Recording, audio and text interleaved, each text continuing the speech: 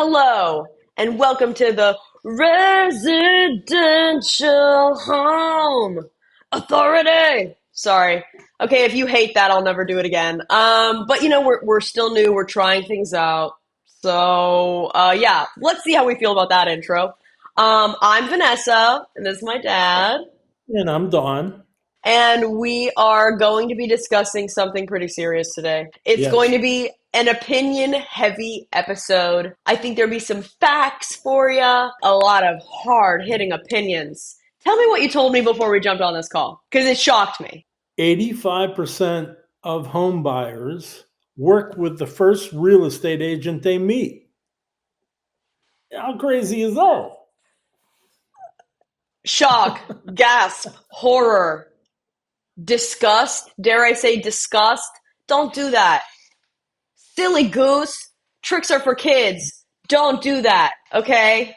That obviously is really dumb. Well, sorry, that's mean. We shouldn't say that. No. We shouldn't say that. It is a choice that apparently 85% of people make. But that doesn't mean that it's the right choice, and we're going to explain to you why. Okay? So, Yes. tell me why you think that is a bad thing to do and what people can do instead of going with the first person they meet. You have to know what they're about. You have to know their education, their background. Why are they in real estate? How hard are they working? How many homes have they sold? What's their experiences? How many deals have fallen through? Do they understand an inspection report? On and on and on. There's a ton of things that need to be known. Let me put it this way. I can tell you when I first started the business, I thought I knew a good bit. Hmm. It's an unbelievable education. And unfortunately, people are paying a lot of money for houses and in the meantime, educating an agent in a lot of cases. And the other thing that people don't realize, let me start with this. Wait, can I before you say that? Sure. That cracked me up. I thought you were gonna say one thing, and you're like, and this, and this, and this, and this, and I'm like, whoa, we got an episode to fill, Buster. But you're absolutely right. These are all things that people need to know. But continue. I'm sorry, that cracked me up. You were just like, you don't even have to look at a list. I have a phone out. I'm looking at things. You're like, nope, and here, and here. Okay, but continue. Well, first off, what people need to understand is brokers do not really hire agents. Yeah.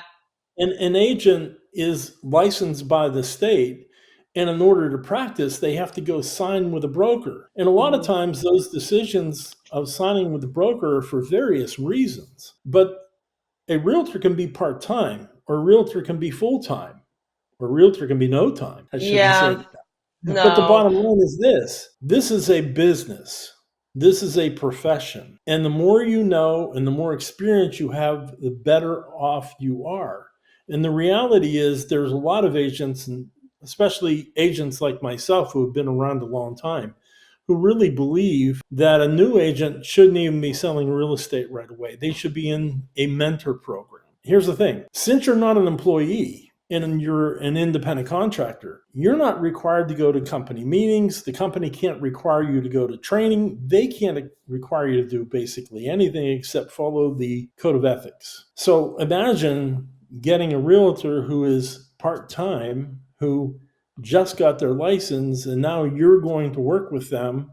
85% are going to work with Well, them. I think the thing is that a lot of people come into this and they know a friend, they kind of met someone like maybe at a bar and they're like, "Oh, I want to buy a house. I know this guy. I know this gal. They buy houses, they work in real estate." And they don't question that relationship. And maybe I'm a jerk. Maybe it's because I know a little bit of too much about what we've seen when we were working with people in this capacity, but I just feel like there are a lot of things you need to ask an agent before you work with them, and it's not a matter of, oh, I know you and I like you, we should work together. Although that is actually a huge factor. I do think you need to be on the same page with your agent Oh, because yes.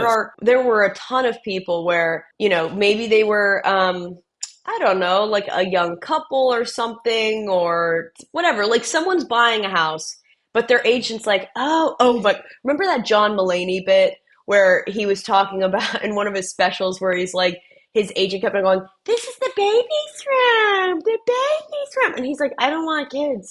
I'm not ready. I'm not having kids." Like, and his agent kept on forcing that down his throat. I feel like that is not the only situation in which that happens, but it's just a microcosm of a bigger issue, which is that your agent doesn't understand what you want. They're not fully listening to you. So you do need to be on the same page with them. So I do think you should vibe with them. I do think that's important. But more so, you need to know, like you said, how long they've been in the business. If they are doing part-time, and that's okay. I don't know if No, I oh, it's not okay. oh, It's not okay. Here's oh, the reason I say it. Well, you're once again, you inspected with me, but you're also a consumer. You really yeah, haven't operated as a real estate agent. The amount of no, work that goes in, you could do some research and look up realtor.com. I think they have a publication called 197 Things a Real Estate Agent Does for Their Client. It's astonishing what an agent does. As a matter of fact, I remember on LinkedIn, an agent wrote in there and she saw what was going to happen with buyer agency and that she had to convince the buyer that they were worth paying her. And she started tracking how she spent her time. And she was a full-time agent. And I've read her, some of the things that she put on LinkedIn. I'd say she's a very good agent. She was astonished at how much work she was putting in for her clients and how yeah, many hours it took. And she was astonished. She said online, she goes, I didn't charge them enough. And that's the reality of this business is, as I said, this is a business. So let me give you an example. If you go and research, most people will research an attorney. hmm They're going to court. They need someone to represent them. yeah. They're The like, I attorney, have a DUI. I don't want someone who does, child stuff. I don't know. You know what I mean? Like, I yeah, want someone who specializes in you don't that. want someone from family court in a case against you for theft. So real estate is kind of the same way. It's find the specialist and find out who's really what they're really doing. To use an example, you when you talk to an agent, the question is, well, how many homes did you sell this year? If they say, well, I sold 6, are they going to be anywhere comparable to the person that sits there and says I sold 24? No, no, And they will if it not be. over the course of the last 4 years, they sold 24 each year, and that person may have sold 1 or 2. This is all about knowledge. Yeah. And the more you delve into asking questions of an agent, probably the better experience you're going to have. I will agree with you that if you're not hitting it off or vibing with the agent, that's probably a bad decision to go with them. Yeah. But here's the thing. Here's the thing. A lot of people will go for a referral. Okay. Okay. I know Sally. She sold a house to me. I think you should work with Sally. She's really good. Well, that person that's telling you that hmm isn't qualified to make that decision. Yeah. Yeah. Seriously. I mean, No, this is, I can wait, this is let me say like, this. Let me yeah, say no, no, this. say it. The Yeah. the only transaction that I almost threw up on at the closing table was we're sitting at the closing table and my buyer was very close to suing the agent and the seller. I mean, very close. Okay. And the only reason that changed was a monetary settlement that took place. And I don't want to give any more information out because I've got to keep quiet about it. But let me just say it this way. Seller knew nothing about it. Oh, And the okay. seller was sitting there, and and this is why I almost threw up. The seller looked at their agent and said to their agent, now keep in mind, they were within inches of a terrible lawsuit that they would have lost. Okay. They go, give me some extra business cards. You did such a wonderful job. I'm going to tell all my friends all about you. Now, I had dealt with this agent also. Yeah, good point. I almost threw up. And I'm That is going, and so, I ran into this agent in other deals, and I'm just, oh my gosh. But that's what happens in this business. Let me say yeah. it to you this way, Vanessa. Let me ask you a question. Yeah. If you, well, a good point. When you bring people into your apartment building, Yeah.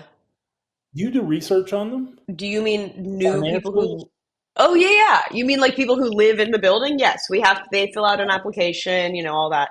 Right, Yeah. right. You're asking questions. Yeah. A lot of these people are not doing that. Yeah.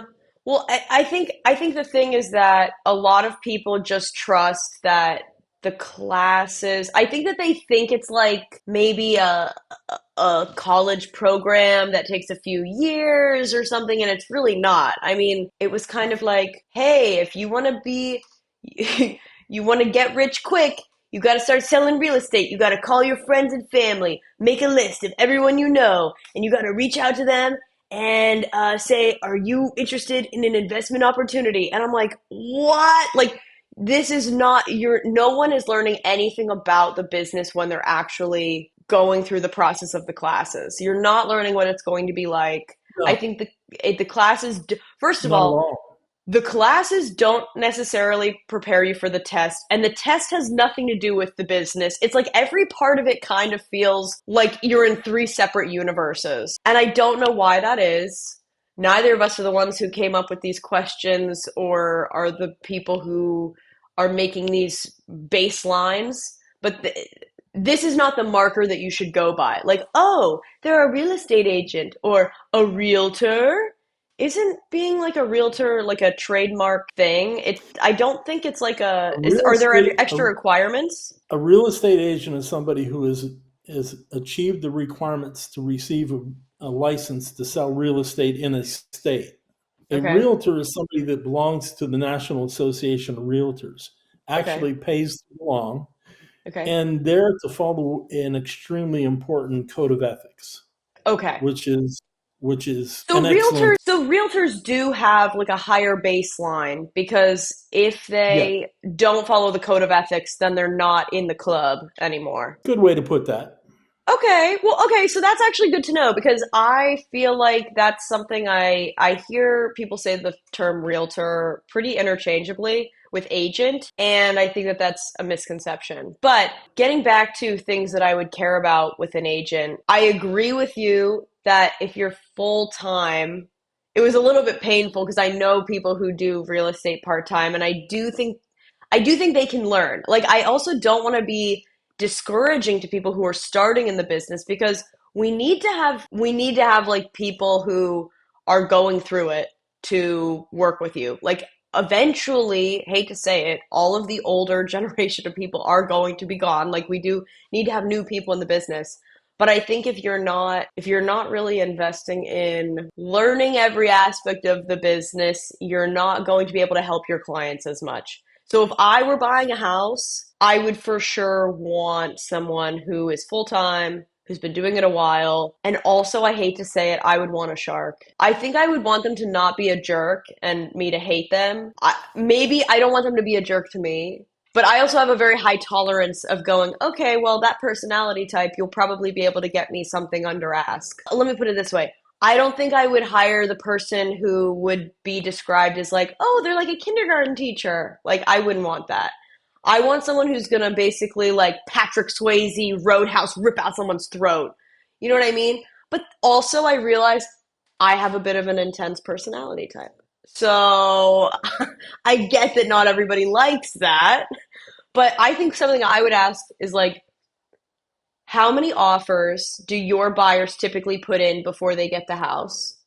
Yes. Do they have to put in 3, 5, 10 offers before they get a house? If it's over three, I think you're probably not the best agent. Sorry, sorry. If it takes But you, it depends. okay, So I'm glad you brought that up. So let me give you an example. First off, you're going to be financially qualified. And a lot of times when people are financially qualified from the bank, they look at it and say, I don't want to spend that much money on a house. But at least you know what you're qualified to do. hmm, Now, it depends on your agent. What do I mean by that? Well, I'll give you an example. Last week, I took somebody out, and I knew there were going to be multiple offers because the house was set up to sell. okay, Okay. It looked beautiful. It looked move in ready. And when we talk about listings, there's a lot of things that we do that set houses up for that. There's an art to that. I knew as an agent, it was set up that way. The other thing was you couldn't see the house until the open house.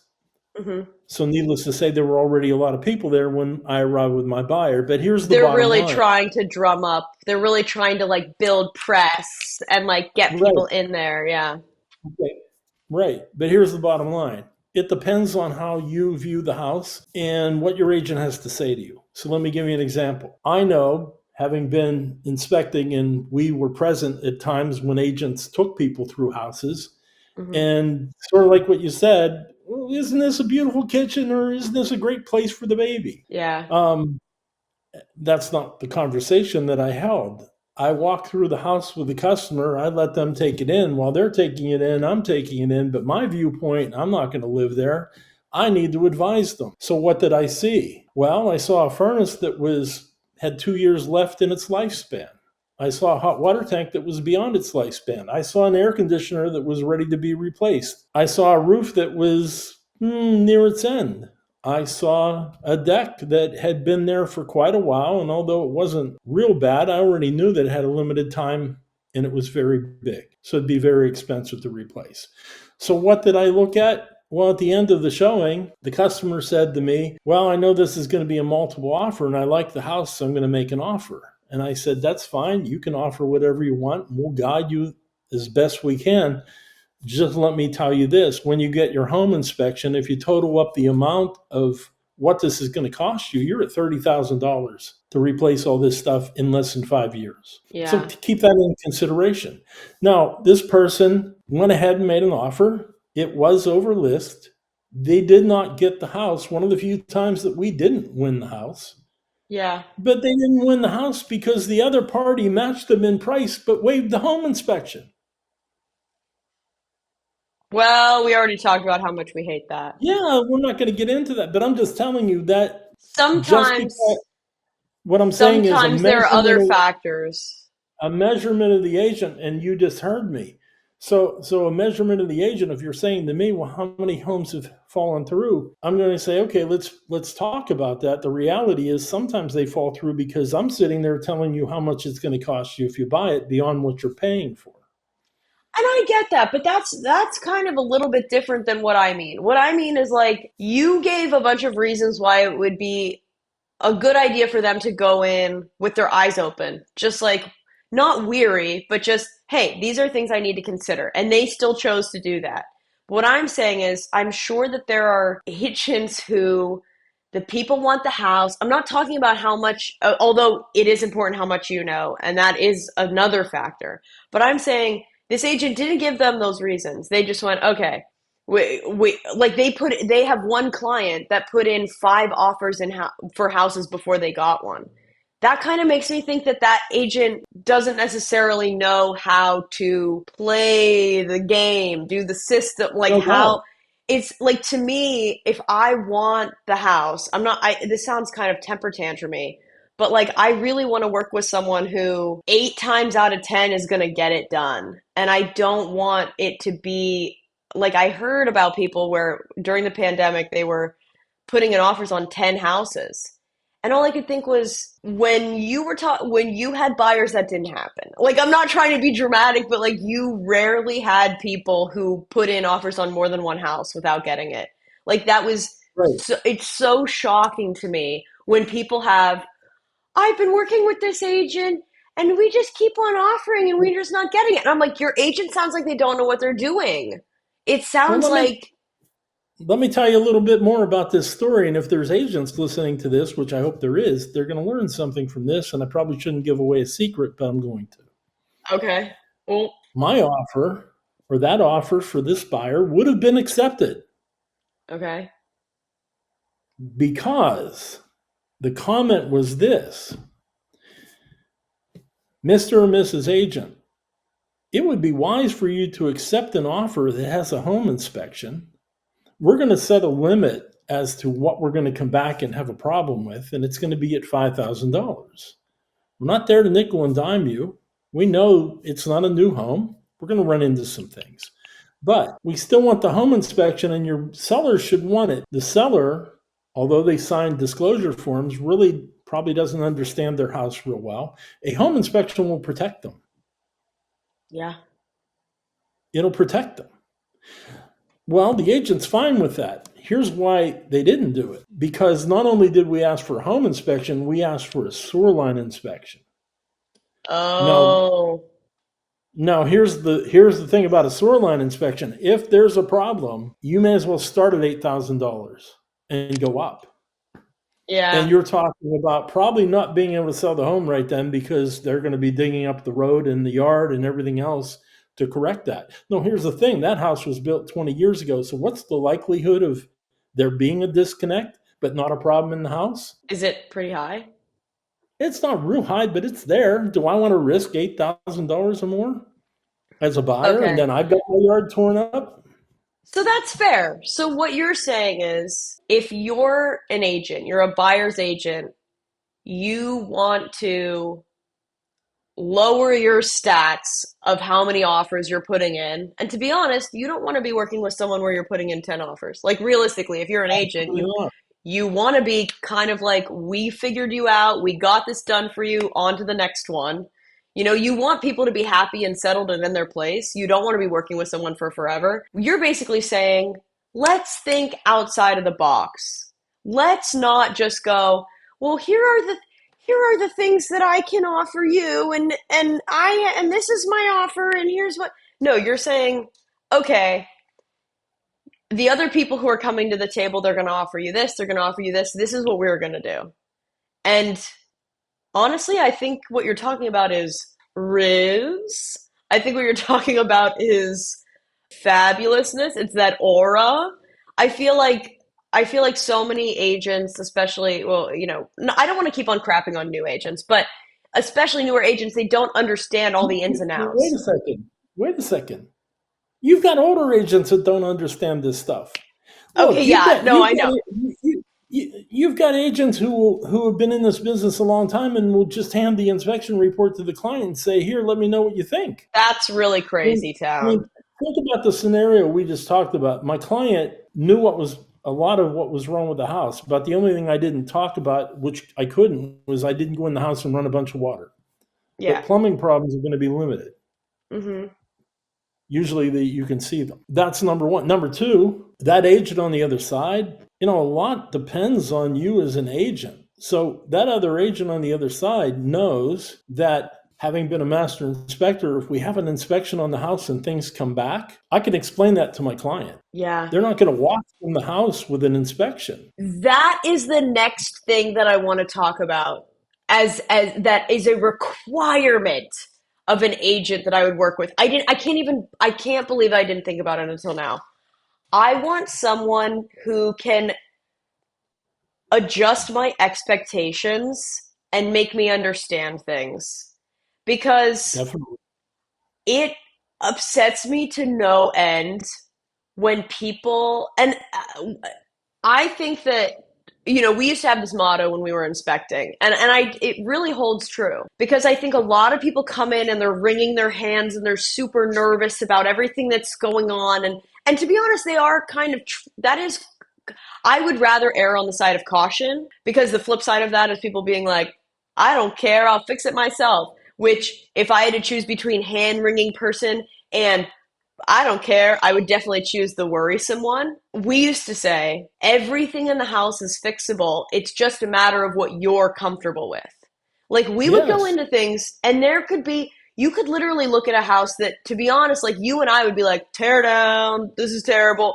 But but there, sorry, that's kind of mean. But Sure. we'd go in and be like, Shouldn't say uh, that. get me out of here. Like, this is so gross. I'm so upset. I'm actually like mad that I'm working here today. But that person, they might have a sentimental value to it. It might have been like a family home or something like to them, or maybe they're super rich. Like, it could be a myriad of reasons, but to them, they're going, hey, I have a ton of money. I love the fact that this is a fixer upper. I want to have a project house. I want to have something that I can do. I really am looking for projects and I'm looking for a hobby and I want to have this done. And so for them, that plumbing issue, that structural issue, that roofing issue might not be a problem because maybe it's like a beautiful like terracotta tile roof that's like super antique and very difficult to find. Maybe they might be super excited about trying to source tiles for that. They could love that. I might look at that and go, wow, this will be very difficult to ever be like it'll be great unless something happens, and then if it happens it would be extremely expensive to fix, and I might that might be a back out reason for me. But like with radon, people would do the radon inspections, and I think it's important to have them fixed, but some people would go, I have asthma, I have a baby, I have pets, we spend a lot of time in the basement, ixnay on the house because of the radon. And other people, it's fine. I think it's just, do you know what I'm saying? Like, I'm not I saying know that all radon too is well. okay. But I'm once not saying, again, but you know what I mean? I feel like it's a matter of what your tolerance is, and it really bothers me when agents do not explain that. And they're just like, we've seen agents that go in and they're like, the sky is falling, everything's wrong. Ah, and I'm like, you are making your client crazy and you're also making me crazy. But then there are other agents that go, oh, new paint, oh, granite counters. And I'm like, if you come in here with you are getting Botox when you have scoliosis. Okay? You need to stop thinking about the gray laminate floors, babe. You need to start thinking about the fact that you do not have 50% of your shingles on.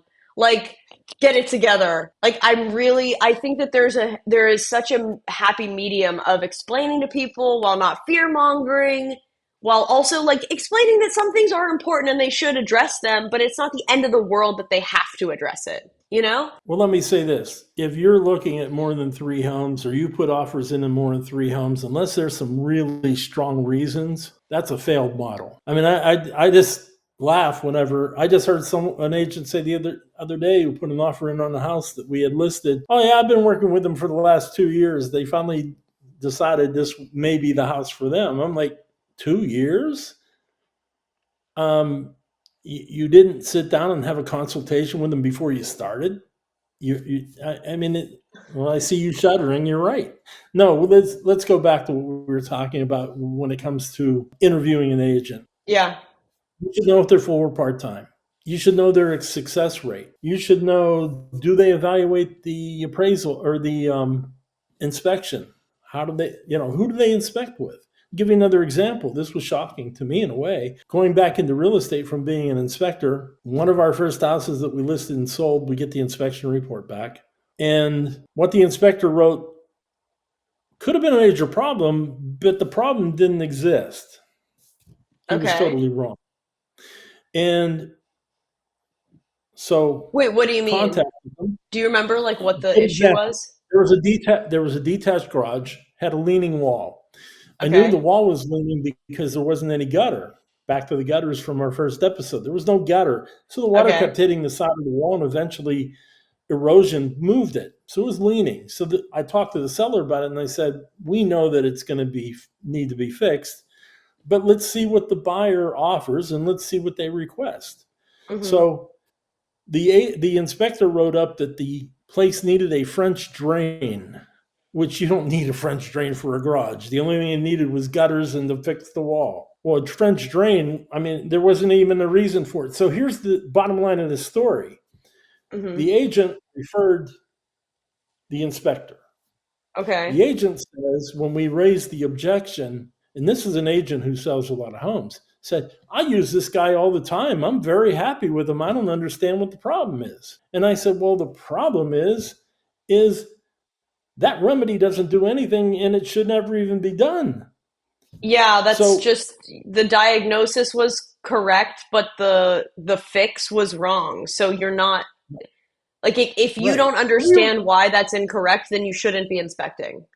Okay, so we did some, before I raised the objection, I did some Uh-huh. research on the inspector. He sold shoes before he entered into inspecting homes. Yeah. He decided to leave retail. He went in to become an inspector. So once again, there's a point right there. If you're talking to an agent, you'd be surprised. Inspectors are not licensed. Yeah. Inspectors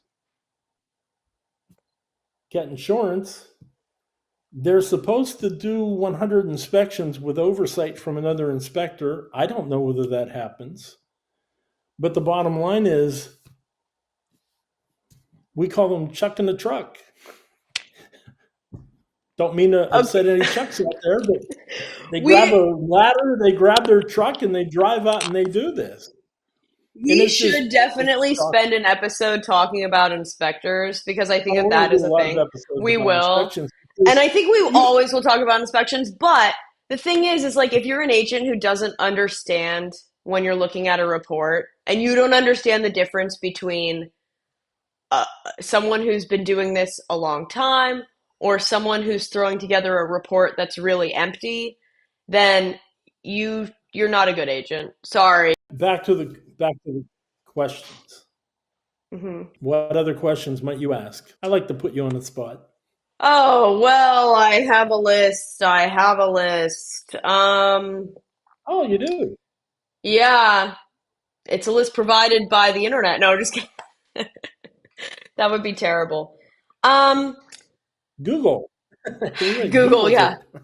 We're not sponsored by Google, but we would love to be. We would love to be Google. I think if I had to, I don't know. What? Don't put me on the spot like that. I don't like that. Not after we come back after a break. Not after I lost my train of thought. Um, yeah, I'm blanking right now. But tell me one of your questions that you would ask. How long have you been doing this? And how many homes Okay. have you sold? Okay.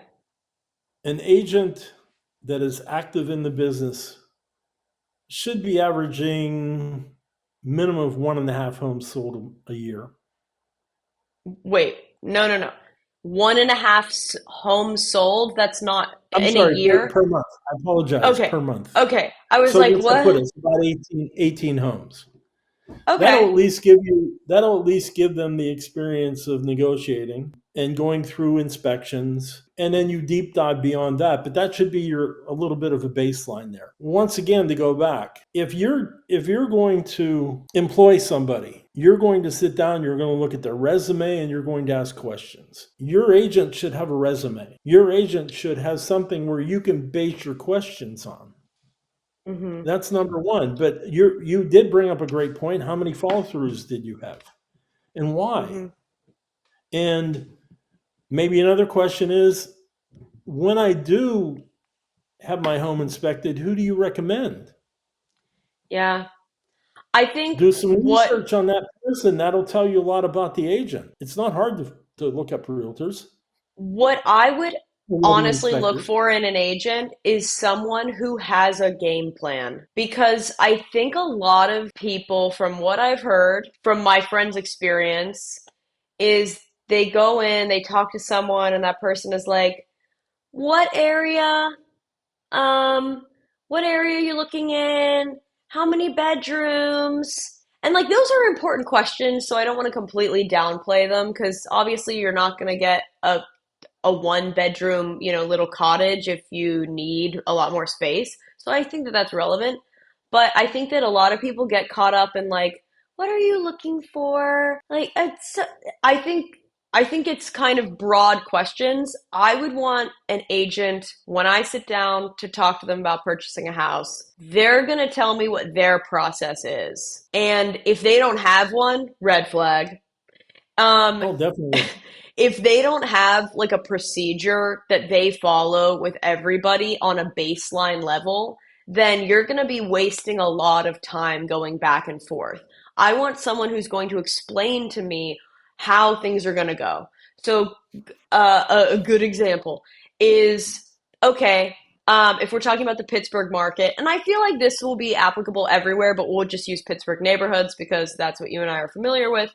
Let's say I want to buy a house in Mount Lebanon. I am very interested in like a historical property, and I also would like it to be close to like the shops, and everything. I think that those are all valid questions. I think that the agent, I would want them to be like, okay, when I've worked in this area, these are the things that we need to have ready. Before we even look at the houses, we need to have you get pre-approved by the bank. We need to make sure that you're ready to go. Let's talk about exactly tell me what you mean by like I want a historical house, or tell me why you want to be in Mount Lebanon. Tell me what you're looking for there. Because sometimes I think that people might say, "Oh, I just want to be in this area because I like this area," which is great. But maybe there's also a neighborhood that's very close by that would also be an option that they just haven't thought of. So I would want the agent to sort of do a little bit of investigating with me, not questioning me in like a, hey, you don't know that you want that, but more like, tell me exactly what you're looking for so that way I can find it. Because I think the more houses you're going to see, the more time you're wasting. You're not Yes. going to be, you're, and I think also there's that whole thing with like decision fatigue and why the Trader Joe's model works so well of we're only going to have three different types of pasta. We're not going to have 50 different types of pasta because then you're going to get overwhelmed by, I want this, I don't know what I want because you see so many things in front of you. So I think it's really important for them to diagnose and sort of talk you through this before you go out there.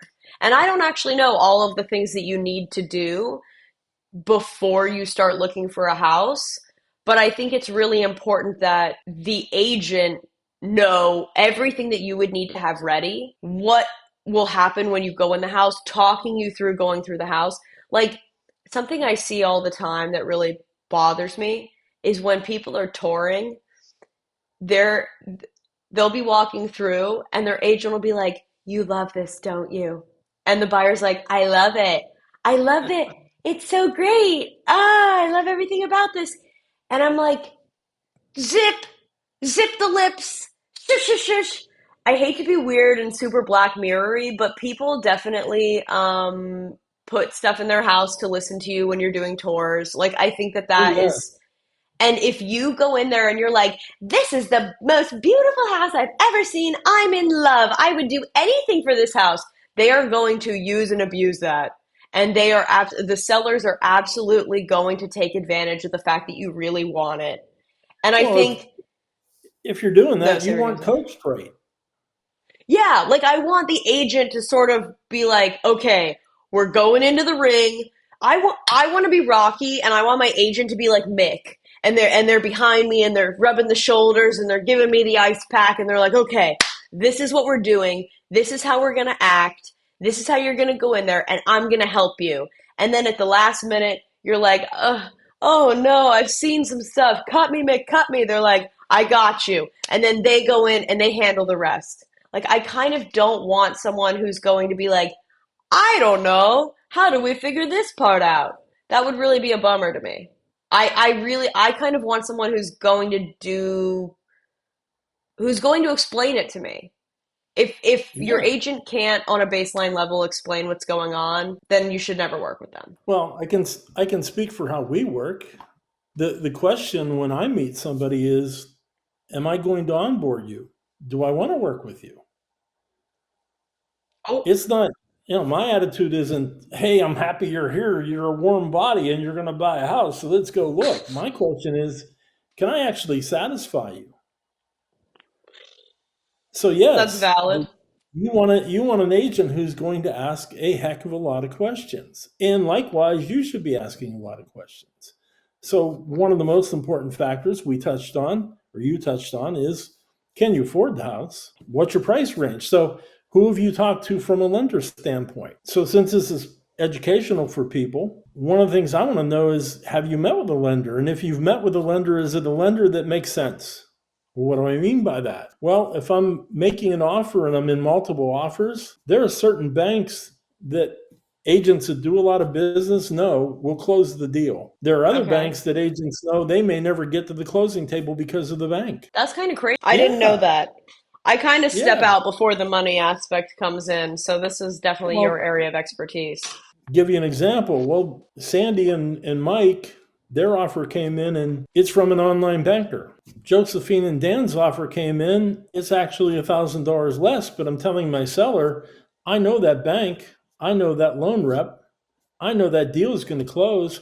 I don't know what's going to happen there. Yeah. Makes a difference. So once again, we're back to the knowledge of the agent and what they're doing and representing you. But you're 100% right in that there should be that conversation is going to be lengthy, and if it isn't, then you've got to ask what's going on. Yeah. Because I want to know, you mentioned Mount Lebanon, which I know very well. So, and you said historical home. So you're right. I want to know what you consider as an historical home. Everybody's point of view is different. Yeah. And the second thing is, let's say you want an historical home. Well, that home's going to have some isms. Yeah. It's going to probably be drafty. It's going to Yeah. probably have basement damage. It could have a wet basement because the years will ravage it. Because let's face it, a lot of homeowners don't know how to take care of their home. Ravage. Ravage was so heart wrenching, but you're right. Sorry. Sorry. Time marches on and it'll march across that threshold. It's important to know those things. Yeah. All that I'm saying is, if you can Google it, you can use Chat GDP, it doesn't matter. If you're going to look for an agent, number one of the things that has changed, Vanessa, since you were inspecting with me is, if you want to see a house, you're going to sign an agreement with a buyer's agent. You cannot look at a home without signing an agreement. I So think that's my good. I suggestion, don't hate my that. I think it's excellent. No, I think it's the best thing that's happened in a while. Okay, so let me give you an example. What is kind of a hiccup where the bad press is? Hmm. The press came out and said, when this happens, real estate commissions are going to go down because buyers are not going to want to sign a buyer agency agreement where they have to pay the buyer's agent. Okay. Okay, so let me say this to you: if you're interviewing an agent, ask them what their commission is. Ask them what they charge. Thank you. I know you didn't mean to tee me up, but I forgot about this point. This is so important. I have a personal belief that if someone isn't going to fight for themselves, they're not going to fight for me. And You so got it. I just feel like when people, and I hate to say it because I think that agents are coming from a good place when they do this. So I'm not trying to crap on them because I think that in their mind they're like, I'm helping out people. And to be honest, so many people are cheap. So I get where agents are trying to make themselves marketable. So they're saying, I'll cut my fee in half. I'll do this for you. I'll do that for you. When I hear that, because at the end of the day, I want someone who knows their stuff. I don't want someone who's going to be cheap because not technically, most of the time, cheap will end up being more expensive for me. That's right. That's the saying. I want someone who's going to be like, this is my worth. This is what I cost, but this is why I cost that. And this is exactly what I will do for you. This is what will happen. You will be in good hands because I have my act together. But I'm not going to cut my fee.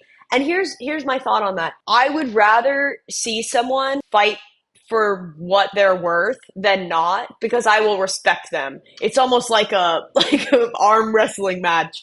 I'm like, okay, because I know that their discussion with me about what they should get paid is just the tip of the iceberg about how they'll behave in an intense negotiation. Like if there's a really crazy like street fight of a set of phone calls going on over a house, if they were talking to me about how much they would be paid and they're like, well, I can definitely cut it and we can work around this and this is what I typically do, but I can do this. I don't trust that when baloney is hitting the wall and I'm trying to be, and you would be so proud of me for not cussing, that when things are getting really crazy, I want to trust that that person is going to Patrick Swayze throat pull him. You know what I mean? Like I want someone who's going to fight. I don't want someone who's going to go, okay, not that everything is super aggressive. I think that a lot of this business it's not that way, But in those moments where it is, I don't want someone who's not going to be able to handle the pressure. And I think a lot of this is like waiting, waiting, waiting, and then we have a crazy 48 hours and then it gets done. And you want someone who can handle that 48 hours, not someone who's okay with waiting out 6 months to 2 years with you. You know? Yeah, I do know. I know Like all too well, and that's a big part of it. And you hit the nail on the head. If you're willing to give up your income just to get me as a client, what are you going to be like in negotiating? What are you going to be like when I need a lot of information? you're Here's what's missed. This is a business. I know what I need to do in order to operate my business. And real estate is expensive to be in. That's the one yeah. thing that agents coming into the business are not told. This is a very expensive business to be in. So if you're sitting there and going, oh, yeah, oh, you're telling me you won't do it for that? You won't work with me unless I go to that? Sure. If that's my choice, I guess I have to. Well, what do you think is going to happen in negotiations? What's going to happen when that person should be on top of that showing, or they should be doing service to you? Are they going to go to you and take care of you, or are they going to take care of that client that's paying them more? And the second thing, think of it this way. If your boss comes to you and says, Vanessa, I know that you did that yesterday. Today I need you to do this. It's the same task, except I'm going to pay you half of what I paid you yesterday, or three-quarters of what I paid you yesterday. Are you going to be as good at it? Are you going to be as happy? No. Negotiations, and that brings us to another point. What education does the agent have in negotiations? What experience do they have in negotiations? Sure, they took the real estate classes, but did they go to a professional training center or a trainer to teach them how to negotiate? There's an art to it. There's a tremendous art to it. Let me There it put takes it a this way. finesse. It takes a finesse that a lot of people don't have. Yes, that's a good way to put it. It is a real art. For the youths, you want someone who's a Riz master. That's what I'm saying. You won't get that, and that's okay, Dad. Don't worry about what I just said. But the teens who are not yet ready to buy a house, they're gonna love that joke. They're Okay, gonna love it. No, that's I why think these you're here. I think that these are all really important things. I think the thing that I we're coming closer to the close of the episode, but Yeah.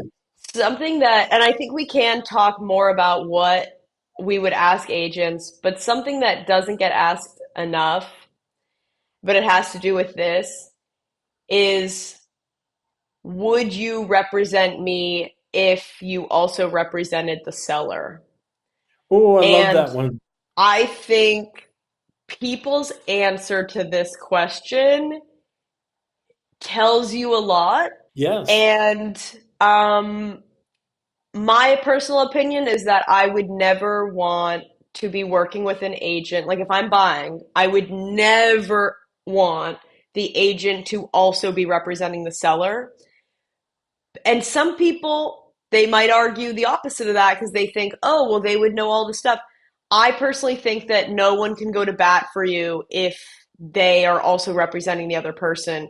And if you're the buy if you're wait if you're the seller and they're representing the buyer, you lucked out. You know why? Because that agent is always going to want to jack up the price of the house. Sorry, they will get a better payday if there is a higher list price. So they're going to tell their own client, yeah, no, we this is what it's going for and this is what we can do. But if you have your own separate agent, they can really go to bat for you. I agree with you. I've not, they call that dual agency. I've not been involved in dual agency because I never believed that I should receive paychecks from both parties because I believe in full representation. I believe in full fiduciary responsibility. So, what do I mean by that? If I'm serving my seller and I promise them to get them the best deal, the best, the highest price, and the best deal, which means a good bank, a home inspector that I know.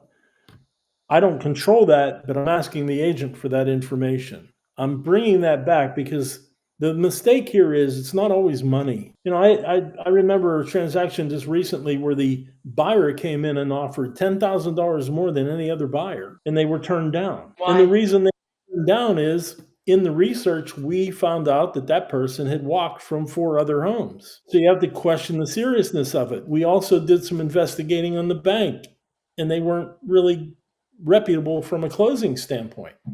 So great, the seller believes they're getting more money, but here we are 2 months down the road and the buyers don't buy the house. Yeah. So it's not always money, but here's the bottom line. If I met you and you're selling your house and I promised you that I am going to fully represent you, not share any of your secrets, everything's private, how am I going to have a buyer come to me and say, I want to put an offer in on the house? And how am I going to do my due diligence on that buyer without A, possibly risking your position, and B, now that they're telling me what their banking is doing or how they're looking at this house, I owe it to you to really come back and tell you the goods on them. In the Yeah. meantime, there's no, it's bad news. If you run into an Yeah. agent willing to do that, rethink it. So that's a great Rethink question. it. Do you do dual agency? Great question. I think it's Let's hear. just it's seeing what people are comfortable with. And personally, I don't think I would ever be comfortable with that. And if I did work with an agent who was doing that, like let's say I had a buyer's agency agreement and then I found a house that they were listing, I would not want to, I would want to like figure out another option there. I don't know how Well, you would deal with that. Well, I do know how to deal with it, and I'll give you another example that happens, and it's going to happen more now that you have to sign a buyer agency agreement to see a house. So let me give you an example. The buyer doesn't want to do that yet. They haven't really researched agents, but they go out, see an open house, they go out and see the open house. And they look at the house and they go, "Oh, I like this. I think I want to buy it." So then they approach me, and this is a real life example. They approach me and they say, "We want to buy this house. We want to put an offer in, and we want to go through you because we feel that you can take away the commission on the buyer's side and save us some money. So please do that for us." Okay, number one, I really realize when they say that A, they're asking me to do work for free. That's not gonna happen. But more importantly, I know, but it's true. More importantly, Uh, part of my job in representing the seller, and most agent, a lot of, well, I'm not going to pick on agents. Part of my job is to know who they're going to inspect with, who are they banking with, what's my chances of closing, what's their track record as a buyer. yeah. There's Yeah. there's so much that goes into it, and that's why when we talk, experience matters, the number of houses you sell matter, knowing what's going on in the market matters, knowing what banks are active matters, knowing how many buyers are out there, on and on and on. There's so much to know that being part-time is insane. Not to come back to I'm that. sorry. I think at the end of the day, we're talking about it's like going to a specialist. You want someone who sees this all the time. You don't want the Yes. person who occasionally deals with these issues. You want the person who day in and day out, this is the thing they're dealing with.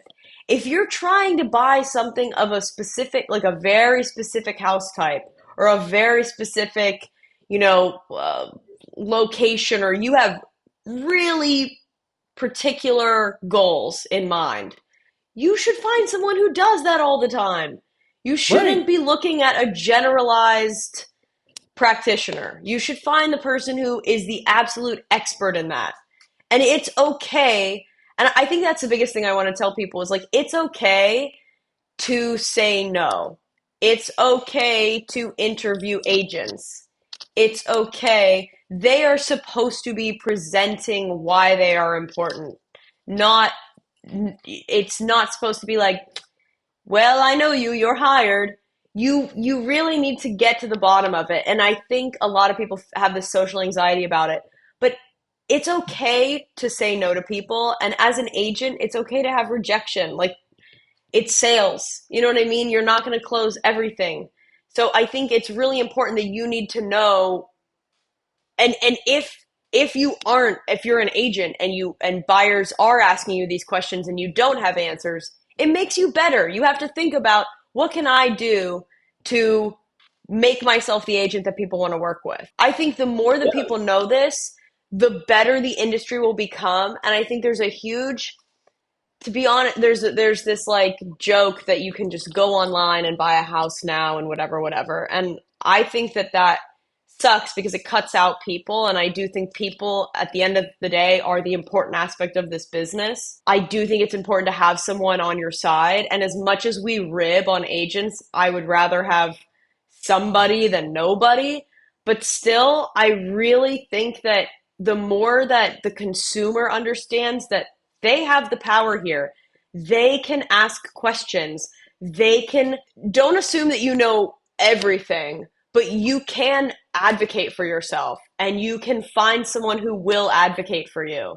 And you shouldn't settle for your neighbor. You shouldn't settle for someone just because they're nice. You should really work with someone because they are the best, and it will make all of us better. And ultimately, you will end up in a better situation in a house if you're with someone who understands these things. Absolutely. You're probably going to be in that house for at least 20 years. You're The average doesn't say that, but the bottom line is okay, sorry. I just like to pretend it's 1980. But what I'm saying is, you're going to be paying for these decisions for a long time. You want to make sure that the person who's guiding those decisions, you're on the same page with. decisions are made and they can cost you a lot of money. I do want your closing thoughts on 85% of people go with the first agent they meet with. What are your closing thoughts on that? Interview. The more, at least meet with 3 different people.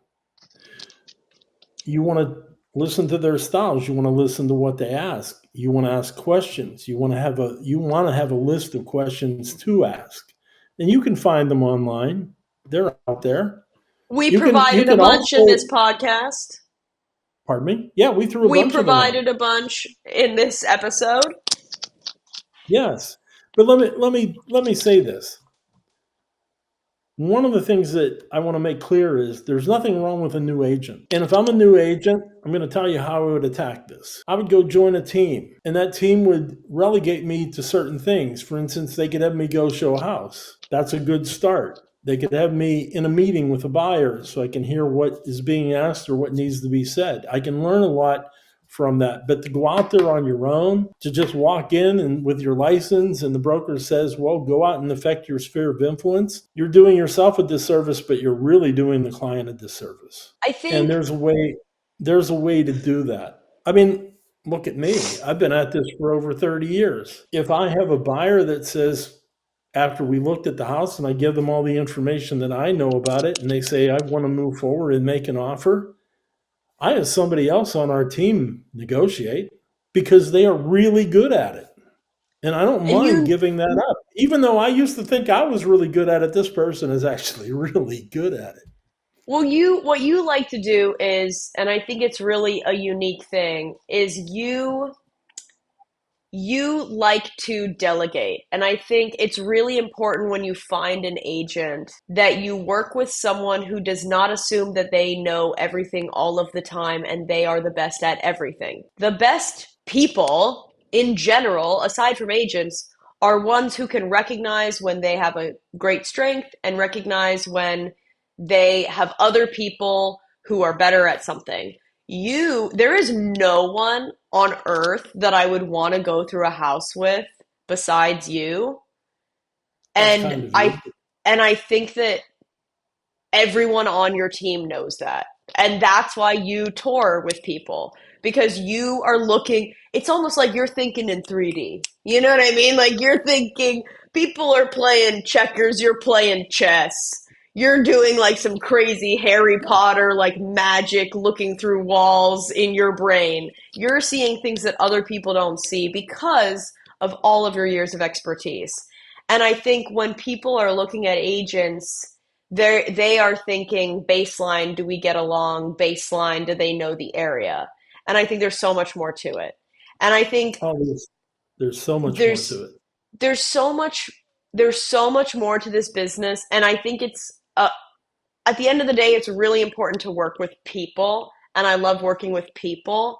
And I think we just need to be not cautious, but investigative of who we are working with. Because ultimately, you can come out of the situation and go, hey, I like what was done. I went into this with my eyes wide open, and we were on the same page. I hope that people get some information out of this. I feel like this was a fun That's the episode. goal. That's the goal. Yeah. And That's why. if you have any if you, the viewer or listener, has any questions that you think might be pertinent to ask, you should leave them in the comments, and maybe we should address them. Leave some Yeah, we comments if you will. think there are any good questions for us, and then we can do another episode because there's a lot more that we could talk about with buyers agents. But I think this was such a fun tip of the iceberg to get us It was great. started. It's a Okay. lot of fun. Well, I love you, Dad. I'll see you later. I love you too. I will talk soon and share our Okay. thoughts with people. So Okay. this is the end of today's episode of the residential. No, I like how Residential you home. No, we you should do do the it. song. Residential home authority. There you Heard the? go. Do you hear the beats? You hear the Thanks for beats? putting up with this. We'll see you next time. Okay. Bye. Bye.